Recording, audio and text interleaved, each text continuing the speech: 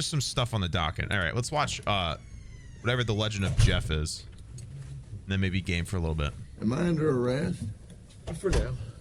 I'm under arrest? Yeah, I'll explain everything, but before I explain myself to you, before we talk to each other, I need to read your rights, okay? What am I under arrest for? Well, like I said, I need to read your rights first.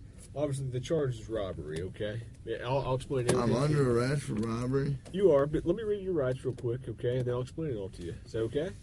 You let me do that real fast? All right, Jeff. Can you read with me? Just read in your head, okay? Before we ask you any questions, you must understand what your rights are. You have the right to remain silent. Anything you say can will be used. Miranda rights need to be said. Does that make sense? No captions? Oh, my fault. I forgot I have to turn them on. Sorry. Does that make sense?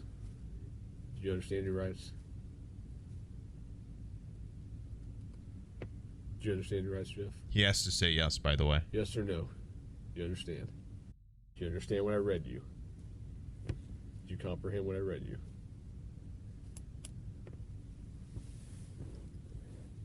Is he just not going to respond? Jeff, I'm just here to talk to you and figure out what happened and get you on out of here at least some of it. So they need him to say yes. He needs to consent. Otherwise, they can't interview him or whatever. What happens if they say no? They have... That says you didn't do this robbery. This is your chance to talk to. If he says no to the Miranda rights, he has to get... Or he says he doesn't understand, which is what no saying no means. He has to have somebody show up to represent his legal competence, pretty much. But that doesn't get him out of an interview. They'll give him somebody. No, usually I'm the prick. You look like the prick. This is Jeff. Jeff is a heroin addict and has been for the last 14 years. He is Jeff's 6 foot a savage, 5, dude. weighs 153 pounds, and has now found himself in the unfortunate circumstance of being charged with armed robbery. This is in the state of Georgia, so if found guilty, they will render him the minimum term of 10 years without parole, up to the maximum term of life in prison. Jeff has been through the system multiple times over, and he will know that if indeed found guilty, his sentence will be considerably longer than the minimum 10 years due to his previous convictions. Mm-hmm. Jeff, do you understand your rights? Yes or no? I'm not asking if you want to talk to me at this point. I just want to know, do you understand what I read to you? So am I under arrest? Yes, you're under arrest. Get me back to the cell. I don't talk to you motherfuckers. Okay, fair enough. You want a Coke? Yeah. A fair response, I'm not going to lie. That's how you do it. Don't talk to him. Jeff has become somewhat of a cult figure in the domain of interrogation footage. His recognition seems to have grown through his own popularity, as opposed to the notoriety of his crimes, like most others. Conveying the exact reasoning behind this can be tricky, as the interest in this character will no doubt vary by the individual. Yet we've found the most collective reason can be explained through a single pop culture reference: the anti-hero. While the concept is timeless, the actual term was created through the realm of modern cinema. There's a diverse number of characters passing through the decades that fit the criteria. Yet perhaps the most textbook example could be the protagonist from the 2003 feature Bad Santa, a middle-aged man simply known as Willie. This is a character that lies, cheats, steals, swears at children, drinks an inconceivable amount of alcohol, and is generally extremely unpleasant to every single person he comes across. Unsure if I can. Not sure if I can show or play this. Just because I don't know.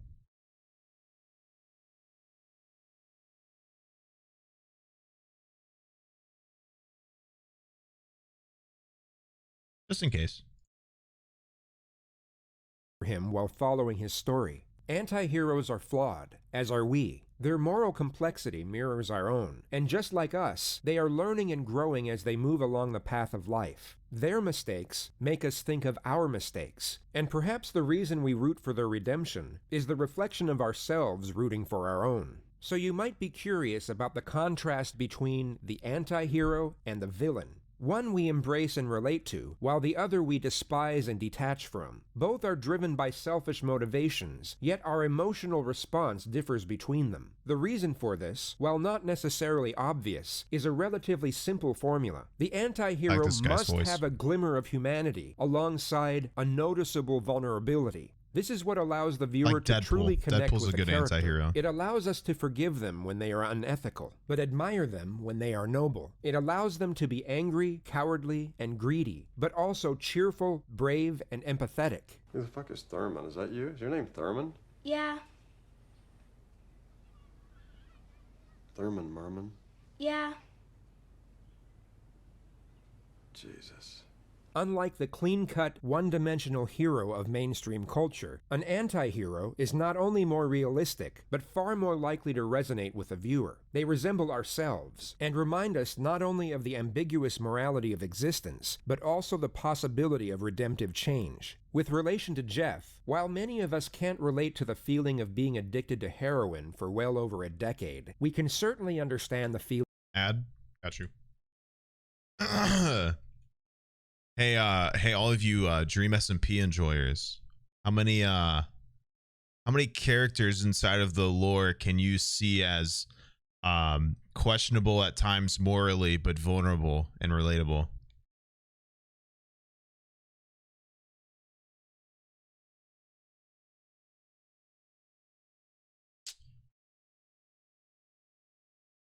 Literally anti-hero SMP, that's all I'm saying. Literally all of them. Literally all of them. You don't even have to give me an example. Literally all of them. Like all of them. That's probably that's kind of the point. I don't know whether they did that on purpose, but that an anti-hero is the most relatable kind of character in any kind of thing. Because like superheroes and stuff, like heroes, that's cool. But stuff like that, like people can relate to vulnerability and making mistakes, and people like being relatable to that sort of thing, you know, and we like when we see that. Only cool anti-hero is Megamind. Oh, Megamind is such a good movie, dude. Watch Megamind, please. Will Ferrell is just so good in Megamind. Oh my god. Will Ferrell gets credit for movies that aren't even his best, dude. Megamind's incredible. Watch fucking Stranger Than Fiction. It's a comedy, kind of comedy, more serious Will Ferrell movie. Oh my god, dude. He gets like Step Brothers, not even his good movie. Not even a good movie. Like not even compared to the rest of the stuff he's done. Like any Jim Carrey film. Yeah, Jim Carrey plays a lot of anti-heroes. The Mask is one of those, because the mask is a power that he uses for, you know, kind of selfish gain, but he also does some noble things as well. Yeah, The Mask is a good one. The Grinch. Anyway, I'm guessing the ad is over. Yeah. Possibility of redemptive change. With relation to Jeff, while many of us can't relate to the feeling of being addicted to heroin for well over a decade, we can certainly understand the feeling of sadness. While we may not be able to put ourselves directly in the shoes of an addict, we can somewhat relate to the adversity that comes with it, not to mention the incredible magnitude of the situation he is going through in this video. How he responds to this very moment is quite literally the precursor to his entire future. He is at a crossroad moment in life, where on one side is the possibility of hope, and on the other side is the outright guarantee of despair. The long-term path he goes down will be the consequences of the short-term choices he makes, all of which have to be judged and decided on while going through the early stages of heroin withdrawal. I need methadone. You need methadone? Yeah. Shitty for the cops to try to Do you interview have him medication during this for kind it, of thing or too. a prescription for it, or- What do you need methadone for? Can be seen as wrong. I can't get no methadone.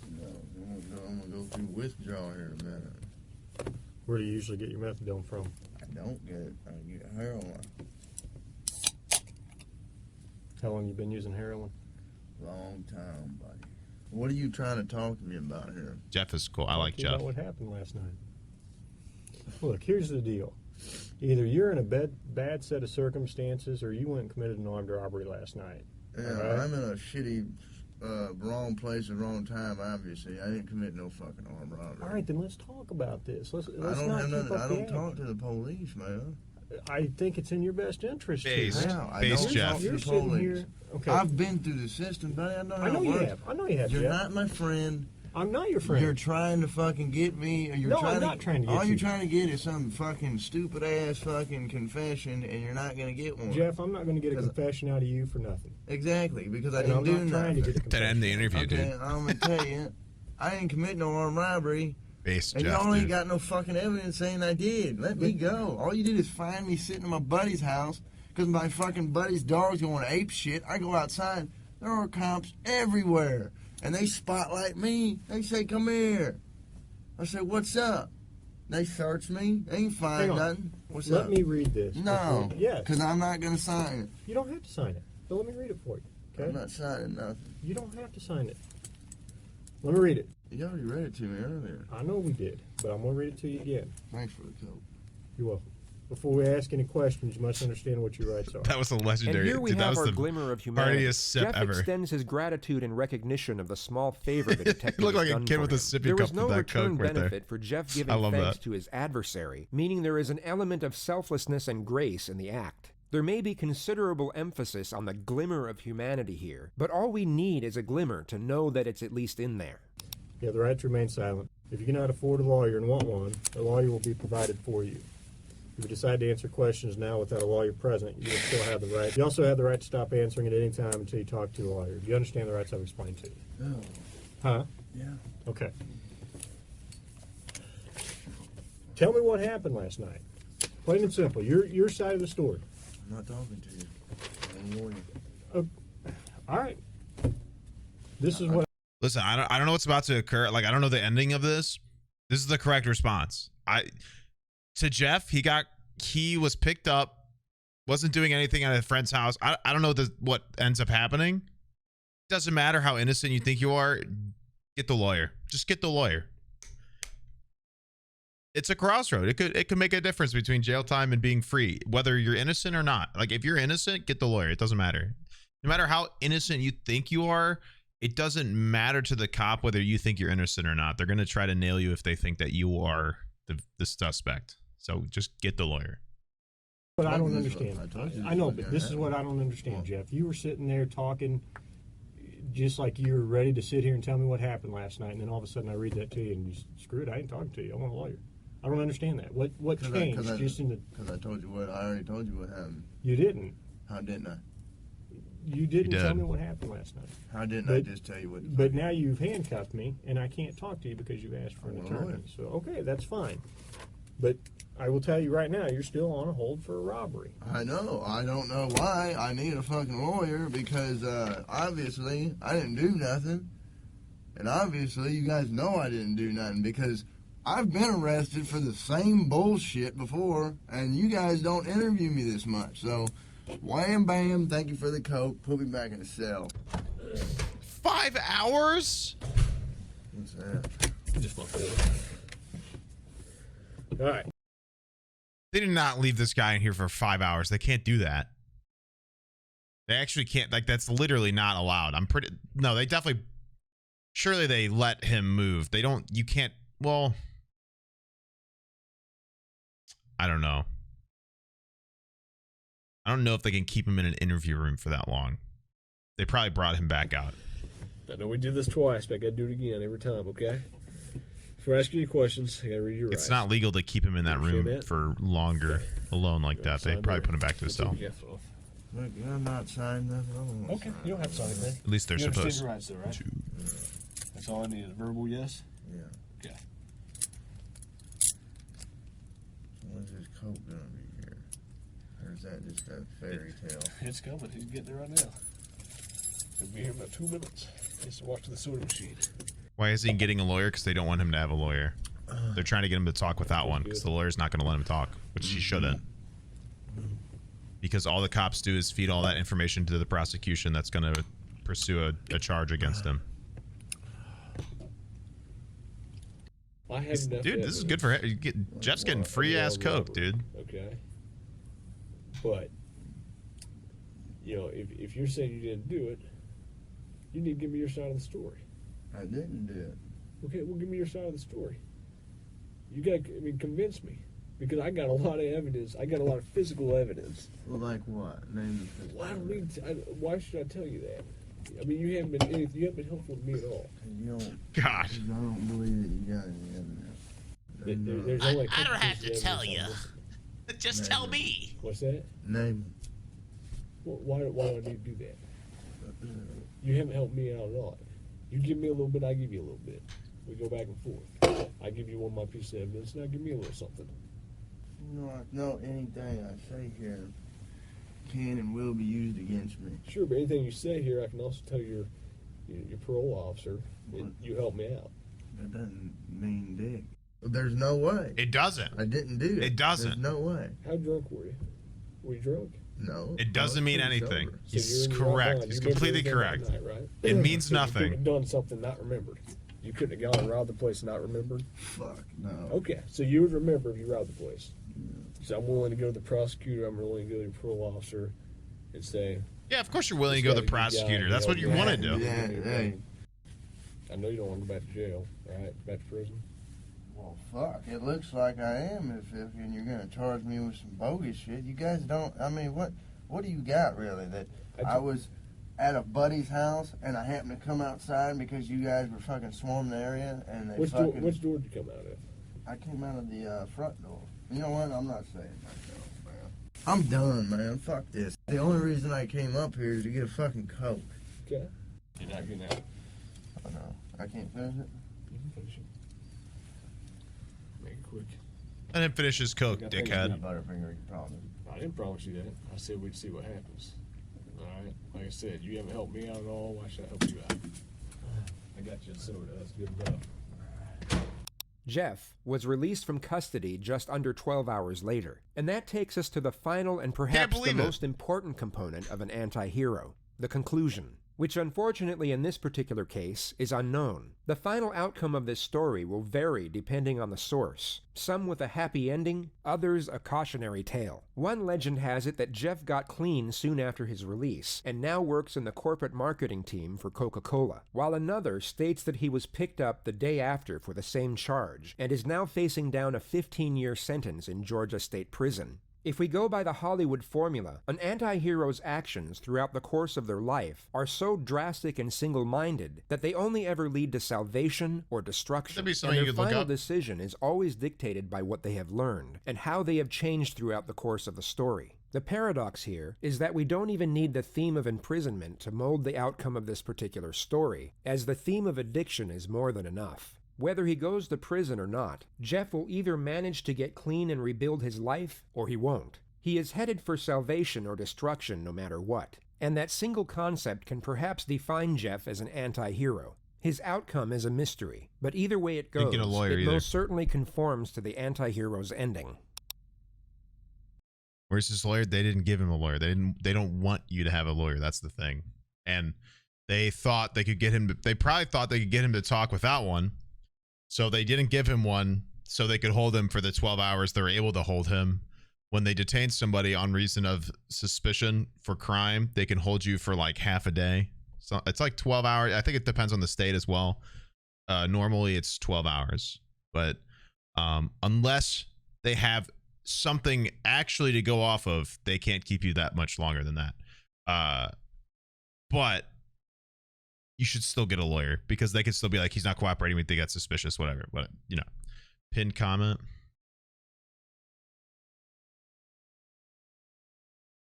He has an album and a Patreon. And this is his shit. Look at this comment.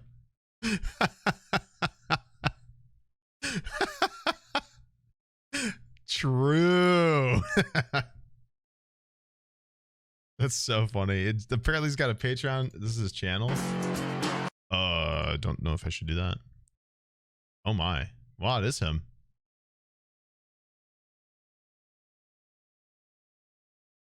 I guess. Interesting. Well, This was really cool. Honestly, that's sick. I mean, this was really cool. I love it. Nah, Jeff did the correct thing in that situation. It's the idea, it's knowing you're innocent and not letting the police prove you otherwise. Because, like, I don't know if the mic picked that up, but Hannah just stared me down in the hallway and burped extremely loud at me. I don't know why you do that so much. Every time you have to burp really loudly, I feel like you burp towards me down the hall. And I always have to, like, you're always just like looking at me like, you look like you're so shocked that you just did that. And I'm like, okay. Yeah, seriously though, like, it may sound weird that, like, you're innocent. Why would you get a lawyer? That seems suspicious. It's not. You're getting a legal representative to let you know the correct way to handle a situation like that because they know better than you do. Trust me. Trust me, they know better. Do not talk to the police without one. Don't even talk to the police with one, pretty much. I don't care what you're in there for. If you're there for no reason, you did commit a crime. I don't commit a crime. But, like, seriously, the police, they'll use everything they get. Everything they get from that, they will pin you to the wall with it. Or they will at least try to, because if they pick up somebody on suspicious reasons, if it's their reasons, they will try to convince themselves that you are the perpetrator. The wanting of a lawyer being represented as a bad thing irks me. It is seen as a bad thing because people think it's an admittance of guilt, but they can't pin you to a crime because you got a legal representative. Don't listen to him. Don't listen to him. Cool. That is really cool. I'm really excited to do the rest of them. That's a great way to start stream. Great way to do stream in general, honestly. I have somewhere to be in about an hour. So I'm in a very awkward spot. I'm thinking maybe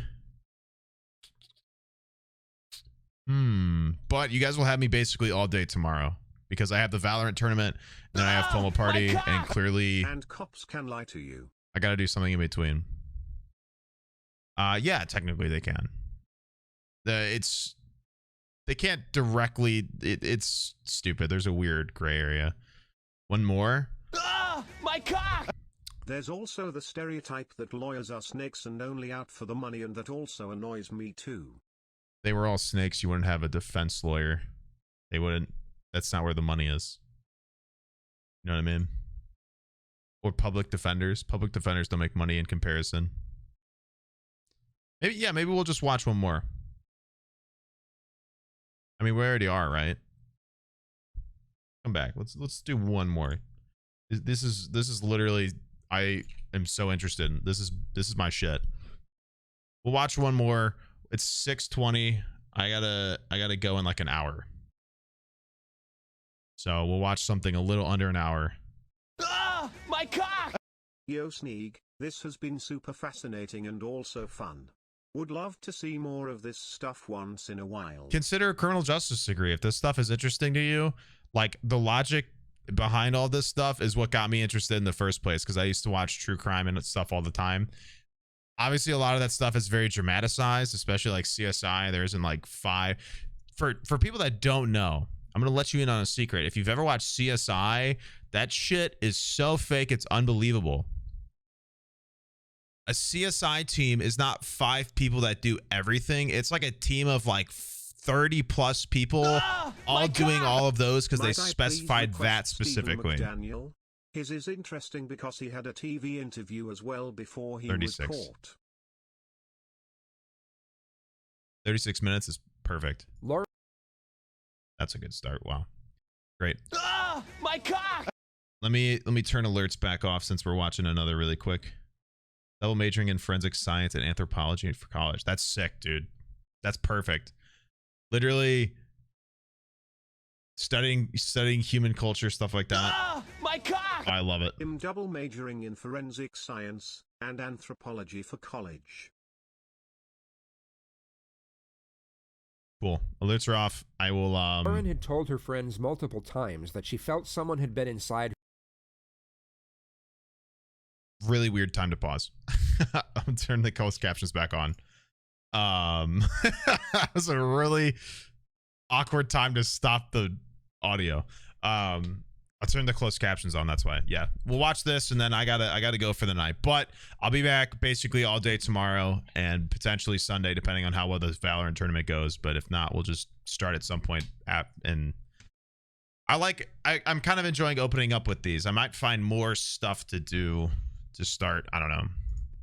I know these things are like popular right now, but maybe we'll find some other stuff to do after we run out of these videos. Whatever. Anyway. Lauren had told her friends multiple times that she felt someone had been inside her apartment, and she also started getting an eerie vibe when she came back alone, especially late at night. It was as though she could sense something wasn't right, and she even thought about moving multiple times, but unfortunately never went through with it. The reality was that Stephen McDaniel had stolen a master's key from a security guard and let himself into her apartment and looked around on several occasions. He also started filming her when she would leave and return to her apartment during all hours of the day. Had Lauren been in this situation before, or even knew anyone that had, she may have trusted her intuition and unknowingly saved herself from a tragic fate. But that's the key word: trust. She had no proof of the danger she was in, only conviction, which unfortunately wasn't strong enough when it was most needed. Stephen McDaniel snuck into Lauren's apartment once more, only this time she was sleeping inside. As he crept into her bedroom, she awoke and immediately panicked once she saw the intruder. McDaniel then pounced on top of her and proceeded to strangle her for roughly 15 minutes. Lauren put up a courageous fight and clawed at her attacker's face and chest, but she was eventually overpowered and died of asphyxiation. After the murder, Stephen dismembered Lauren's body in the bathtub with a hacksaw. He cut his victim into 5 pieces, placed each piece in a trash bag, and then disposed of each of them in separate trash cans around campus. 3 days later, Lauren's concerned friends would arrive at her apartment and let themselves in with a spare key. McDaniel would notice from his window and invited himself inside as he offered to help. All of her belongings were still inside, including her cell phone, driver's license, and passport. Another thing you'll see in this sort of stuff is especially people that commit murders like that, they like to revisit the scene. They will want to, and they'll even try to help with the investigation to in order to get back to the crime scene and relive the whatever happened in their head and stuff like that. A missing persons report was filed that night. A search party commenced the next morning, and police would discover the victim's torso at 9:40 a.m. It was placed in a trash can next to the apartment complex. The rest of the victim's remains were never recovered. The investigation was then switched from missing is common in serial killers. Police canvassed the surrounding area and began conducting interviews with neighbors and classmates, one of whom was Stephen McDaniel. But he was first interviewed by the local news, and at the time was unaware that part of the victim's remains had been discovered. We're just trying to find out where she is at this point. I mean, no one has seen her since Saturday. I mean, the last time anyone heard from her was an email that she sent out, and no one's heard from her since. What kind of person was she? I mean, what did you see her? I mean, she's as nice as can be. I mean, very personable, very much a people person. Do you know anybody any enemies she might have had, somebody that might want to hurt her? No, we just don't know where she is. What about in the parking lot area? I know they've been doing a lot of. I think that's where they have recovered the body or whatever they recovered from there. Body. Had you seen anything there? His fucking face. Had you seen anything there? I mean, we don't know if this is the same person. This dumbass. They took out a body there earlier. We don't know if it's the same person or not. Body? That's why we're trying to ask people if they know who lived there. Fuck you. Are you okay, sir? I think I need to sit down. Okay.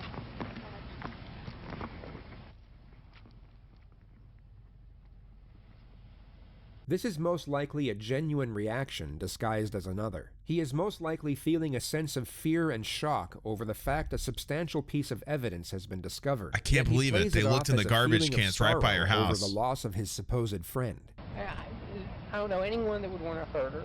She was as nice a person as there is.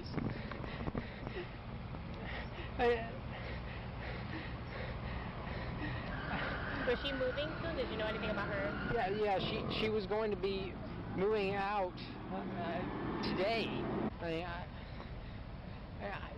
Why would anyone do this? Maybe I could have helped. I mean, they went in. We looked around the place. No sign of a struggle. No sign that anyone had broken in. Incredible. Just nothing. He was interviewed by police at 11:50 a.m. and offered to help in any way he could, yet came across as fidgety and apprehensive the entire time. There were two highlighted moments of the interview. The first was when Stephen asserted that he was a virgin, saving himself for marriage. The second was when the detective discovered scratch marks on his face and stomach, which he asserted were done by himself in his sleep. He at that point unknowingly became the prime suspect and was asked if police could search his apartment. Of course he did. Because once again, whenever somebody does something like this, they always want to insert themselves. They always will want to insert themselves because it's some weird, twisted involvement and willingness to come back to the crime scene and stuff like that. Thank you for telling me this was a good idea. These have been really cool. Seriously, they will always want to come back. A lot of serial killers, that what they tend to do, and if you've seen Dexter as well, they show this. Dexter has the little blood slides. That's a trophy. They'll either have a trophy or they'll want to come back to the crime scene, and that's an idolization. They want to relive because the murder thing is a definite thing. You know, we know this. You can't re-murder somebody, right? So they want to have a way to relive it in a sense. So this is their way of doing it, either coming to the stuff like that, or having some trophy or whatever, which we might find that he took something from the house probably afterwards to revisit whatever. Some weird fetishized fantasy shit. It's gross. Reluctantly accepted and was then transported back to the complex with 4 other investigators. While searching his apartment, they discovered a collection of swords, guns, toilet rolls, stockpiled provisions as if he was expecting an apocalyptic event, and a mask made out of women's underwear. The most significant discovery, however, was a pack of condoms. Stephen was asked why he would have such an item in his possession if he was staying celibate before marriage, at which point he miraculously confessed to stealing them from another apartment. This gave the detectives probable cause for arrest, and Stephen was placed in handcuffs and brought back to the police station. His interrogation began just after 11 p.m. All right, brother. The fuck is saying All that? right. I just gotta ask you a few more questions. Okay. You came down earlier tonight, me and you talked, all right? You don't have any weapons on you, do you? He does look like he's standing. He's got his arms like straight down. That's so weird. Detective Patterson, right? Yes. Do you remember? Put your hands up here. You remember us talking earlier tonight, right? Yes. You remember me earlier in the day? Yes. When we came down here and talked a little bit and then we left? Yes. Okay. The monotone dialogue and lifeless demeanor you see here reportedly started on the drive back to the police station, and the suspect's conduct throughout the entire procedure is not only mystifying, but almost impressive. This is one of the most extraordinary pieces of interrogation footage to ever reach the public domain. I need to know about this girl right here. You know her? Yes. Who is that? Lauren Giddings. Does she live next door to you? Yes. When's the last time you seen her? 2 or 3 weeks ago. Okay. Was you friends with Lauren? Yes. Look at me when you talk to me, son. Okay? The suspect has morphed himself into this abnormal and extremely creepy character. Whether it's a strategy or some sort of mental breakdown is unclear. But what's incredible is that it somewhat dictates the pace of the interrogation. The detective has just closed the distance and commanded eye contact, both of which are recognized techniques to increase psychological pressure. Yet the absurdly haunting manner in which the suspect turns his head and fixes his gaze unnerves the detective to the point where he becomes the one to look away and reset his posture. This essentially never happens in interrogations, as it can give the suspect an incredible boost in confidence. Look at me when you talk to me, son, okay? Was you friends with her? Yes. Close friends? We were good. I mean, y'all were friends, right? Both of Yes. y'all are law students. You're studying to be an attorney, right? Yes. What kind of law do you want to go into? Criminal law? Yes. Civil? Is that what you want to do for a living? Yes. Okay. The detective steps back from his initially aggressive strategy. He asks trivial questions for 35 seconds before attempting to ramp up the pressure in a more subtle manner. And you lived next to Lauren for a long time? The hand on the elbow on the desk, lean forward. That's an aggressive pressure. That's an aggressive social pressure. Have you ever seen her with that dress This on? is a very defensive, I'm got my guard up kind of thing. You have no idea where she's at? No. Body language. Holy shit, dude. Yes. You're gonna fall.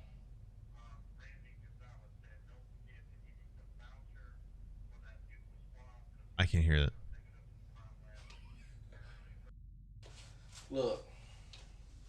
Oh, there's an ad. Sorry. Yes. Did wash my hands. They're still damp. I can't hear this phone call. I don't know if that's important, but I can't hear it myself, so. Look. Just tell me what happened, brother. I don't know. Well, where's she at? I need you. I'm asking you for your help. I'm a detective, and I'm asking you for your help. Can you help me? I don't know. God, he What do you mean literally you just don't doesn't move. You can't help a friend out? I don't know what you need. I need to know where Lauren's at. I don't know. Do you even care that no one can find her? Yes. I mean, I don't know. Not in the way you think he cares, but.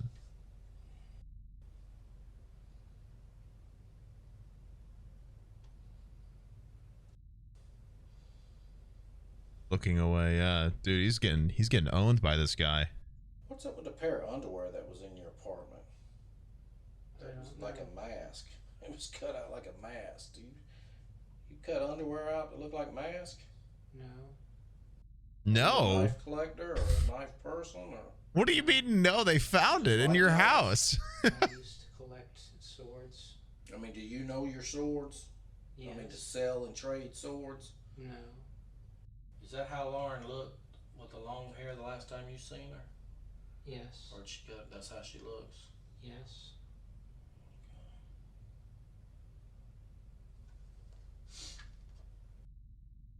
I mean, earlier today, me and you sit here and talk normal. What's going on with you now? Why are you acting like this? I need to know. Why all of a sudden you're acting like this? I don't understand. Okay. Earlier today, we sat here and talked. But now you're acting like you don't know what's going on. I mean, did something happen or something to you? Yeah, he got involved with the fucking case like an ass. An idiot. Why are you shutting down? Why are you not talking to me? I don't know. You don't know? Are you scared? No. I mean, you're not scared, are you? No. Stephen's demeanor doesn't waver for the first 20 minutes, so the detective eventually takes a more distinctly aggressive approach. He attacks the subject's character to see if it might coax him out of the act and into defending his dignity. You got your ass on that fucking news and stood out there and gave a media report that her mother saw about her missing daughter. And you want me to sit there and tell him that you don't know? Is that what you want me to tell him? Because you're all over the news. You sure stood out there and ran your mouth to the news media. But now you're gonna get Yeah, out because he here wanted to. and you don't fucking know. You know. You're just a sorry piece of shit that don't give a fuck. Shit. Right? No. Well, why'd you tell the media everything? Do you need to see what you told the media today? It was on the 11 o'clock news. Well, I'm asking you. Tell Convince me. the camera froze I where wanna he is. I don't know where she is. That ain't what you told the media. You didn't stand in front of that camera and say, I don't know. I don't know. I don't know.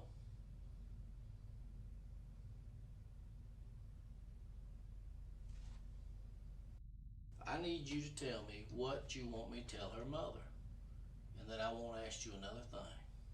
I'm not going to tell her mother that you don't know, because her mother saw you on the news tonight. And she cried all the way down to Macon. Because you had the balls to get on the news and tell everybody everything. So this little act that you're doing right now ain't working with me. Okay?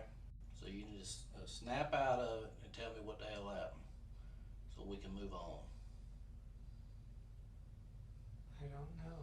Well, how many times you gonna say I don't know? How many times you gonna say it? If you did something that you regret, you need to let me know. I didn't. Well, who did? Probably didn't regret it, that's why. Whether it was planned or not, the second detective enters the room with a similar strategy of immediate aggression. Rapport development seems to have been collectively thrown by the wayside. What's up, buddy? Did you talk to him about his guns? Yeah. When was the last time you shot those guns? I haven't. You've never shot a gun? No. Have you ever shot any gun in your whole life? No. Never. No. So you bought 3 guns that you've never shot? Yes. Why? To have. For what? To have. For what? I'm asking for what? Why do you want to have them? What makes, did they give you, I mean, tell me why it's important to you to have 3 guns. Just to look at him, really. That's an easy question. Collect water Come on, bottles talk to me, to bud. stand We on my talked all cabinet, day guys. today. We ain't had a problem Just to have. communicating.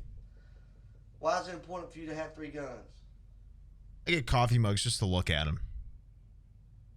Do you not know? I've never drinking coffee. I just like the You mugs. say you don't know where Lauren is, right?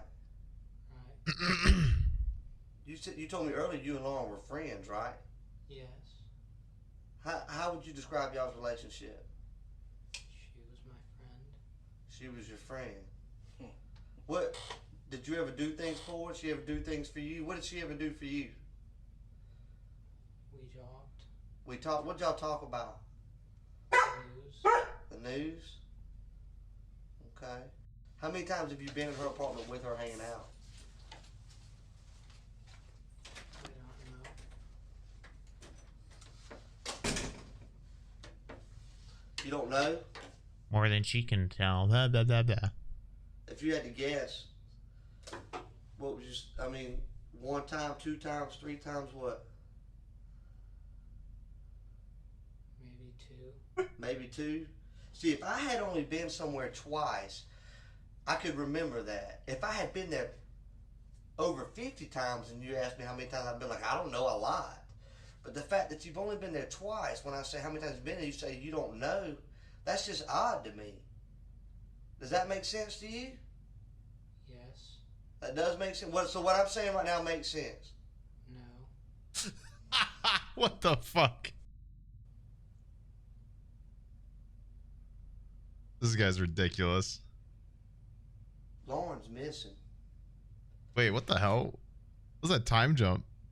Lauren's They missing. had silence for like a whole minute.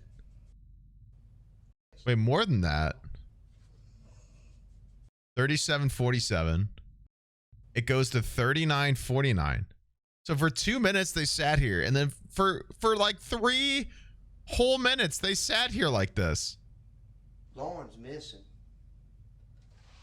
Ugh. This pretty little girl right here. Ugh. Your neighbor. She's missing.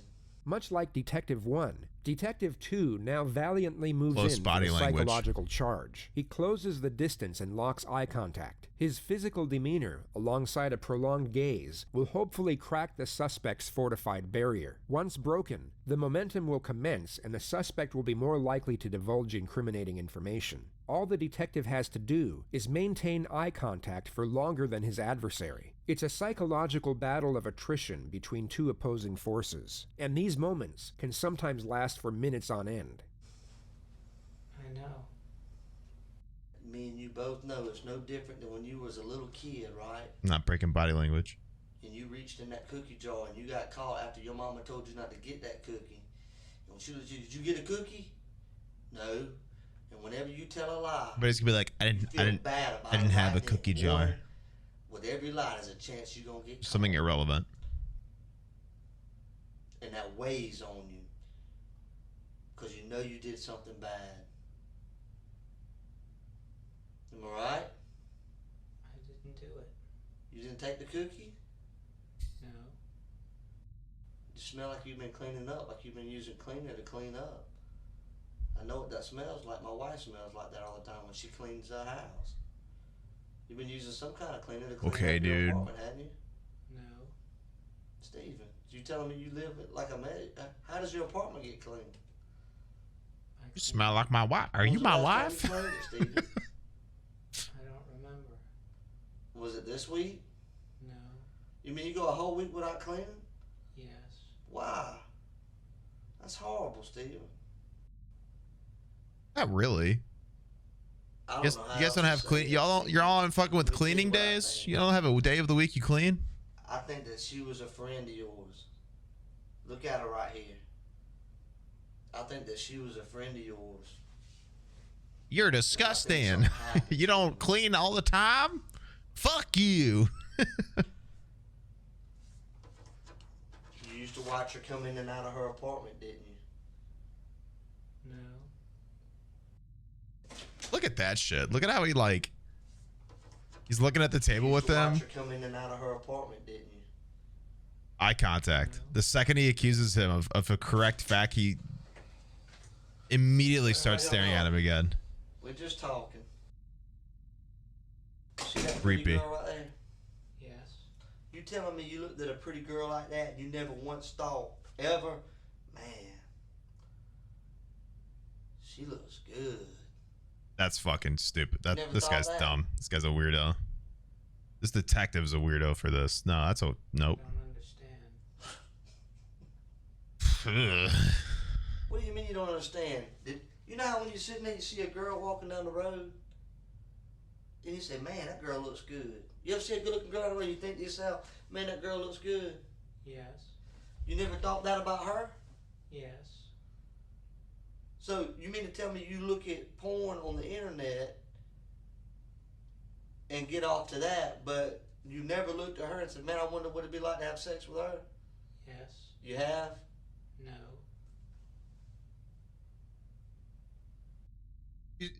I mean, Steve, he's this trying is to establish a motive. I get know it, this but is like, hard. what the fuck is he talking? He's reaching And I so can tell hard. it's on you, you wanna let it He's go. reaching so hard There's right blood now. in your apartment, Steven.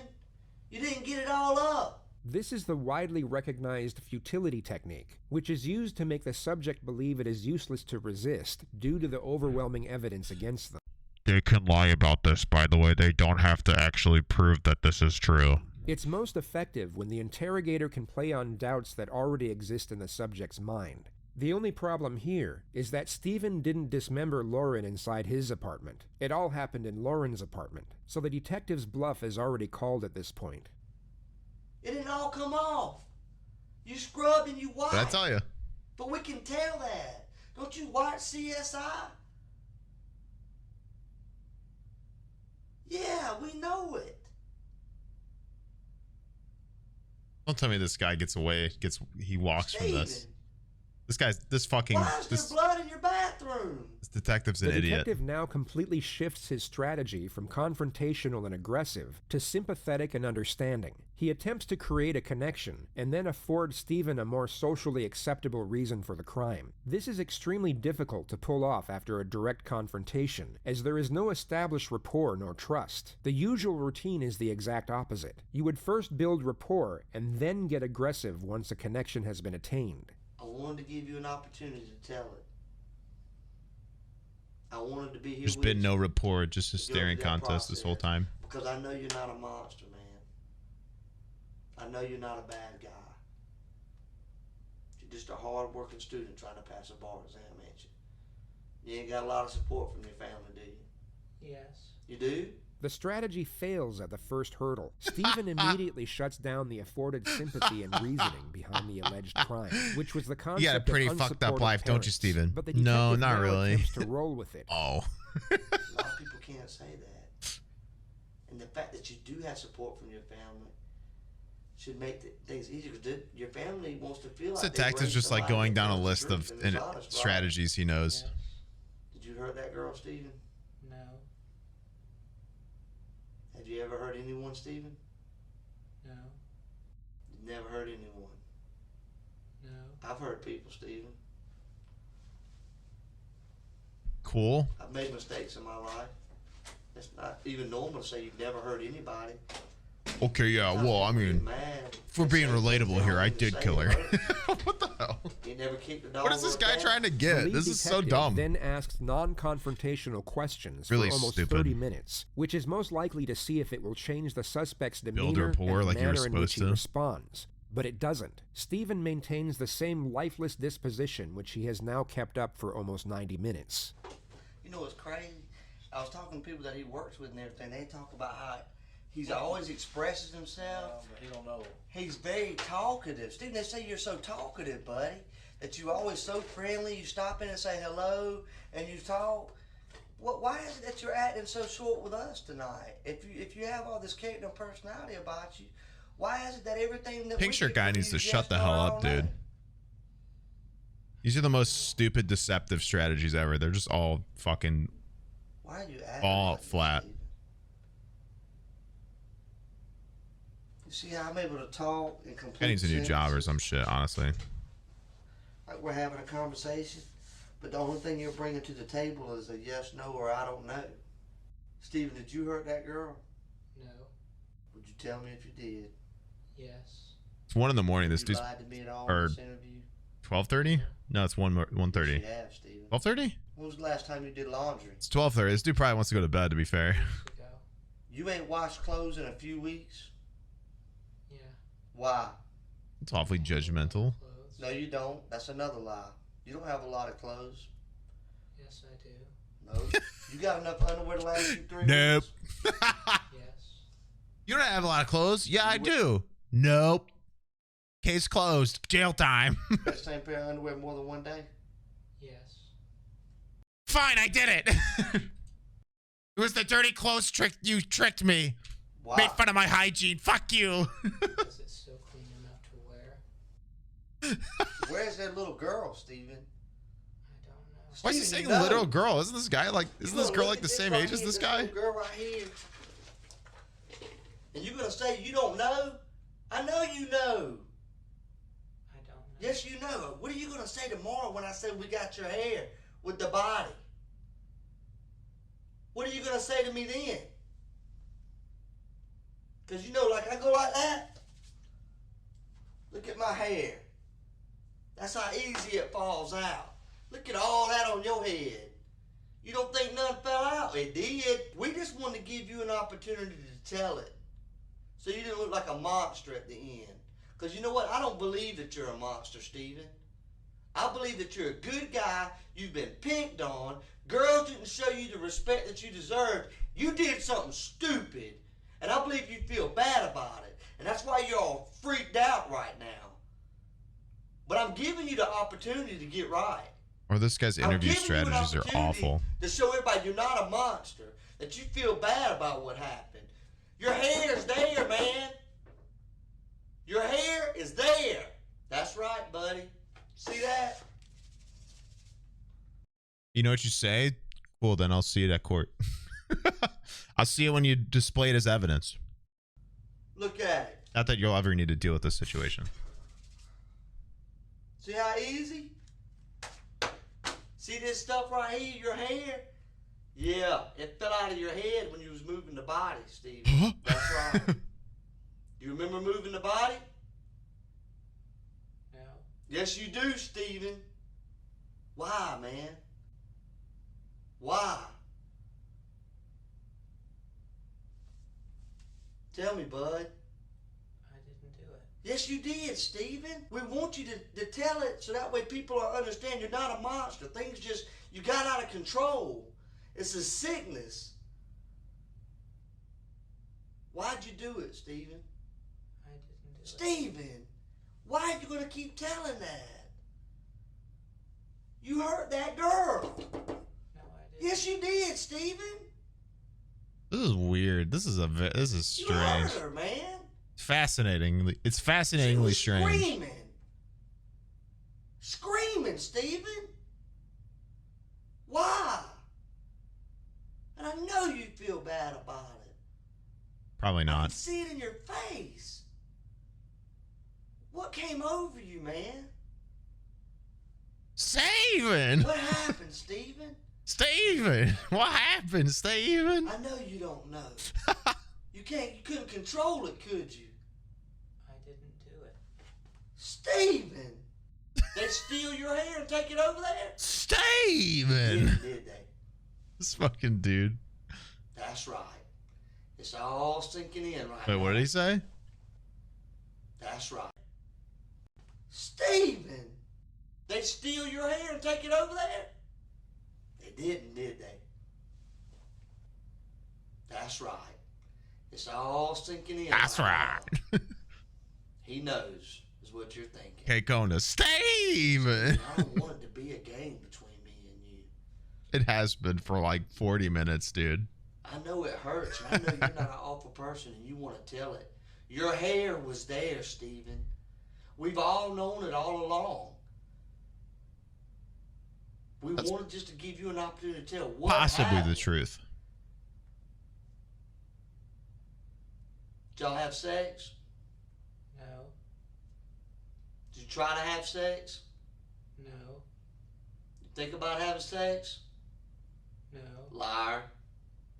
What kind of man doesn't think about having sex? You said earlier you like girls, right? Yes. You think about having sex? No. Liar. There's no way, you freak. Pretty girl, right? Yes. What'd you do to her, Steven? I didn't do it. You're lying. You hurt that girl. No, I didn't. Sure it did. And that's why you're having Impossible. this massive meltdown right now. The detective quite literally repeats the phrase, "You hurt that girl," to which Stephen responds, "No, I didn't," and this goes on for the best part of 20 minutes. Perhaps the detective's strategy 20 minutes? was to induce mental exhaustion, yet it had no effect whatsoever. Oh my Why'd god. you hurt that girl? I didn't. Why'd you hurt her, Steven? I didn't. Oh my god. You hurt her, Steven. This guy's awful at his job. Yeah, you did. I'm gonna take this from me. You don't deserve to look at it. Just stay right here, okay? Oh my god. I appreciate all your cooperation tonight, okay? Okay. What cooperate? Think about having sex? No. Liar. Not once, ever. I just need to discuss a few more things with you. The lead detective now abandons the pursuit of any sort of admission. He instead proceeds to belittle and humiliate the suspect as much as possible. It may have a tactical purpose, but it's more likely out of frustration, alongside the Probably. fact he is certain of the suspect's culpability. I've been sitting here for like 2 hours. I know earlier today you told me you stayed home all weekend, right? In your apartment. Yes. Did anybody see you? Did you talk to anybody over the weekend? Were you on your computer all weekend? Is there anything I can look at I was. that I can say, Hi, Ty. he couldn't be involved because he was on the computer, or he was online on a porn site, or he was online doing college work or anything. Both of these detectives have brought up porn like both of them for what? Did anybody see you this weekend at the house? Did you go out to get a newspaper? Did you wave to a neighbor, or you just locked yourself in all week? Yes. Nobody saw you? No. I mean, what do you just stay in the house all day? Yes. I mean, what do you do all day in the house? I mean, you've always done that your whole life? You don't have no friends? Yeah. How can you go your whole life without a friend? I have friends. Where they at?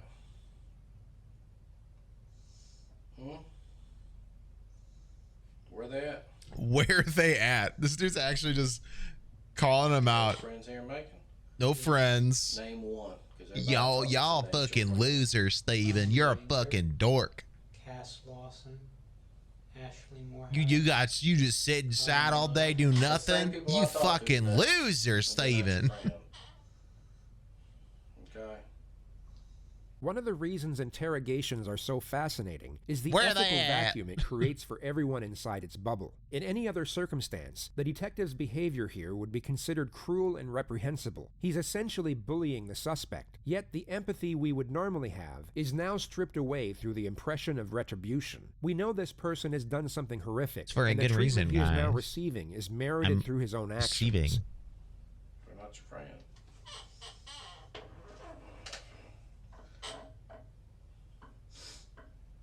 I mean, That chair's been more cooperative than Steven. it's all over anyways. I just want to know what was going on tonight. This dude's leaning so hard in this. I would fucking fall over, dude. Honestly, I would have fucking fallen over. Did there, so we just want to know what you. If you Look how hard he's leaning in that chair. I'm scared for him. Well, that's what you say. But we know different. So you're fucked either way. You're fucked. We already know. We know you killed her. Why would they do this again? He already tried this on the other guy. News media knows it. Glenda knows it. Your mother. Your sister knows it. Your sister's husband knows it. Name dropped his mom. Yeah, we got Glenda on the phone. She's sad. You know what he said? Fucking Glenda's pissed at you, bro. Crazy motherfucker is what he said when I called him. That's your own family calling you crazy. Nobody wants to see you. Nobody's coming to visit you. So you can sit there with that dumb look on your face. Steven's face, the pale parts of Steven's face looks like an arrow. Looks like an arrow for a bow is outlined. It's so grainy. The entire interrogation took over 2 hours. I can't unsee it. When sped up by 20,000%, you truly get a glimpse of how remarkable the suspect's catatonic performance was. This is very still.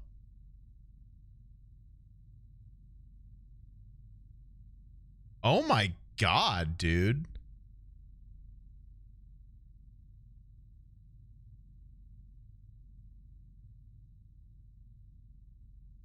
It's like literally just his neck. That's terrifying. Not even, he doesn't even like shift, move his shoulders, anything. Holy shit. That's freaky. I hate that. That's the creepiest part about all this. His mother came to speak with him soon after this moment, and although he maintained his innocence, he immediately snapped out of the zombie-like character. It's difficult to interpret the reasoning behind the performance, whether it was a pre-planned strategy, improvised in the moment, or some type of psychological breakdown is unclear. But whatever it was, it evidently seemed to work, as the interrogators got nothing. The suspect's behavior was so abnormal, they were essentially at a loss with what to do, or where to even start with a specific plan of attack. The evidence, however, was irrefutable. Hundreds of pictures of Lauren were discovered on Steven's flash drive, along with multiple video recordings of inside her apartment. A hacksaw was found in a supply closet of the apartment complex, and it was marked red with what was later identified as Lauren's blood through DNA testing. The packaging for the exact same hacksaw was found in Steven's apartment. When confronted with the evidence, he took a plea deal to avoid the death penalty and was rendered a life sentence without the possibility of parole. He is currently being held at the high-security Hancock State Prison in Sparta, Georgia. One of the more discussed elements to the present day is the motive behind the crime. What was the reasoning behind Stephen's actions that night? He asserts that murder was never his intention, but simply the result of momentary panic and confusion, all preceded by the foolish decision to break into an apartment, which stemmed from a potent yet harmless infatuation with a girl he found attractive. He essentially tried to make out that his behavior was devious and calculating, but not evil or perverted. Public opinion on the matter varies, yet the general consensus is that the murder was premeditated, mainly due to the fact that he had bought the hacksaw just days prior to the murder. A popular psychological viewpoint takes us back to the personality of a stalker. Lauren was set to move out the very same day she was murdered, which brings some to believe that Stephen was terrified by the notion of change, that the person he had been infatuated with and fantasized over for so long was no longer going to be a part of his life. And no matter how obscure and unreciprocated their association was, he couldn't bear the thought of losing her. Rather than Lauren going on to live the promising life that lay ahead of her and leaving Stephen behind as a forgotten memory, he has now in some abstract manner connected them both forever. Whack.